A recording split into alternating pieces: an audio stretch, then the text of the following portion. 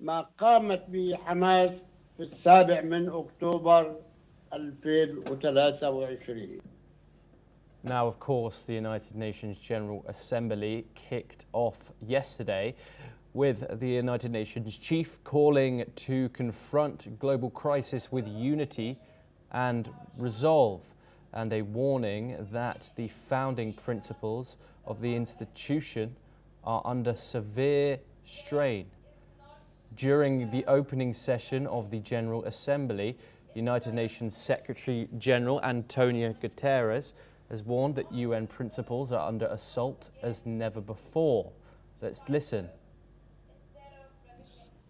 There is a persistent myth that peace is naive, that justice is sentimental, that the only real politics is the politics of power and self-interest.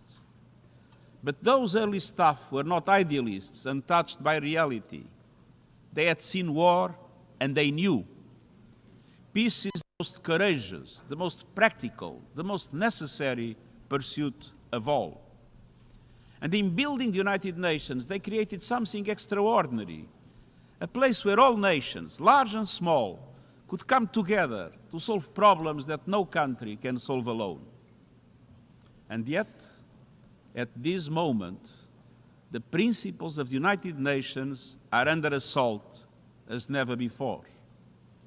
As we meet, civilians are targeted and international law trampled in Gaza, the Ukraine, Sudan, and beyond. Opening the General Assembly session, the UN General Assembly President Annalena Baerbock has said that the 80th anniversary of the United Nations is not about celebrating, but about finding the hope and spirit from 80 years ago. Let's hear her statements. Is this a world envisioned in our charter? Do we really need to relearn the hard lessons? Today is not about celebrating. It's about remembering those hard lessons and drawing on the courage to once again agree, to find hope instead of resignation, to find the spirit from 80 years ago once again. This comes as world leaders gather in New York for the 80th session of the United Nations General Assembly.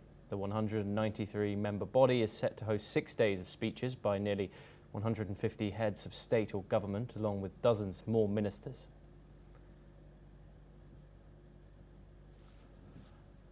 Okay, we're once again joined by Charles Thompson.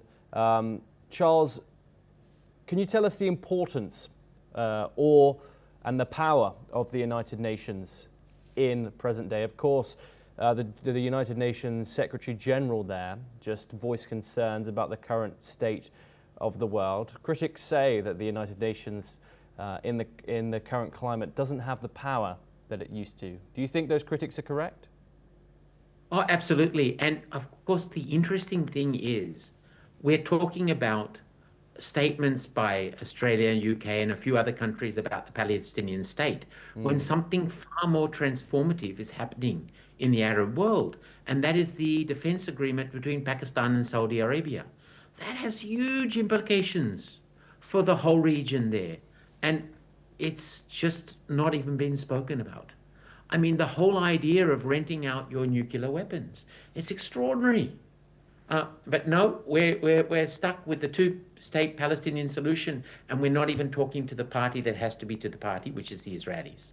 So interesting times ahead, and I definitely feel with every passing day, the United Nations becomes less and less representative and less in touch with, or less able to do anything in the world. What do you think is going to be the most significant day coming out of this? Of course, we have huge moments that have come out of history in this meeting. Benjamin Netanyahu is set to address on Thursday. Donald Trump, within the next 24 hours, will be covering that very soon. Your thoughts on what the people are gearing up to see at this General Assembly? Well, if President Trump's giving a speech, no doubt he's going to create his usual chaos and surprises. So if Trump's involved, everything else will become secondary. He will take the oxygen from the room. So it'll be Netanyahu will say something and it will be forgotten or will be covered for a few minutes. But Trump is the master of distraction. So my bet is on whatever the Trump speech in the United Nations. That will be very interesting. Yes, Charles, do stay with us once again.